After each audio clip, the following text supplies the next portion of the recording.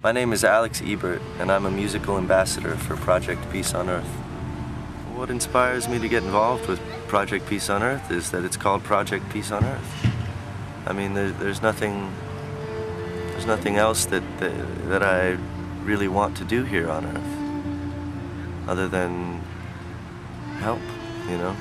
And it doesn't end at peace, you know. Peace is that space from which you can explore the options of transcending.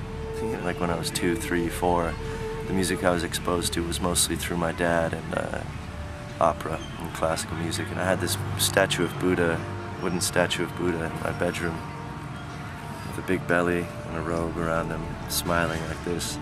And I thought it was Pavarotti. So, yeah, I guess I just always sort of worshiped music. When I was 7 years old, I recorded a lot of the Stand By Me soundtrack on cassette. It's just myself and my little sister. I didn't have any instruments. I did the bass lines with my mouth and some of the percussion with my mouth, and then just kind of sang along. And it's funny, I don't know what compelled me to want to record it, especially. Everyone wants to sing, I think, or likes to sing, even if they don't admit it, you know, in private. I think it's one of the funnest things to do, or at least whistle or hum, or, you know, it's fun. Why is music important? It's been built from all our experiences, from all the vibrations within us already, and they come out as songs or as musical movements, in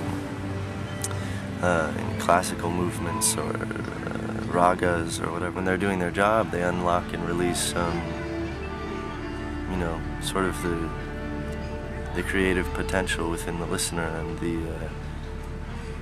the emotional blockages, and all these things can be healed and revealed through music. It's really amazing. You know, the real question is, how do you make that stay? You know, how do you take an experience that's transcendent with music and bring that with you down the sidewalk? Of course, if the entire world were to sing and pray and be music at the same time, you know, that's like one of those who knows questions, you know. But the implications would be, you know, close to, if not magical. For a moment, the intention, however, behind doing something like that would be not just to create that moment in time, but to extend that moment throughout time and throughout the future. Because that's really the goal, to me, is the sustaining of peace. When you're at peace, you do not really, you don't even, it's not a hard thing to forgive someone when you're at peace. When you're at peace, it's not a hard thing to not be angry. When you're at peace, it's not a hard thing to enjoy something that you thought you hated, you know, or at least see it in a sort of comical light, or a fun light, or an understanding light, you know. It's no secret that this area that we will be performing in has been, in the center of a lot of anger, and that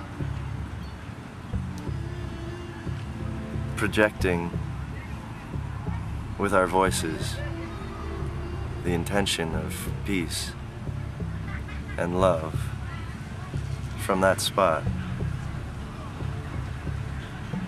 will be seen to transmit as if from the center of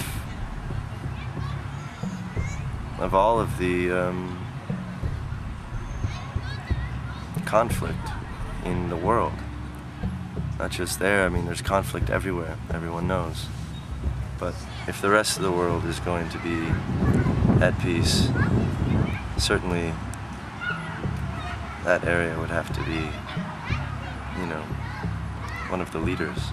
I'm Alex Ebert, and I'm inviting all of my musician friends and non-musician friends, because we're all musicians, to join me in a globally telecast musical prayer for peace on 11/11/11 from Manger Square, Bethlehem.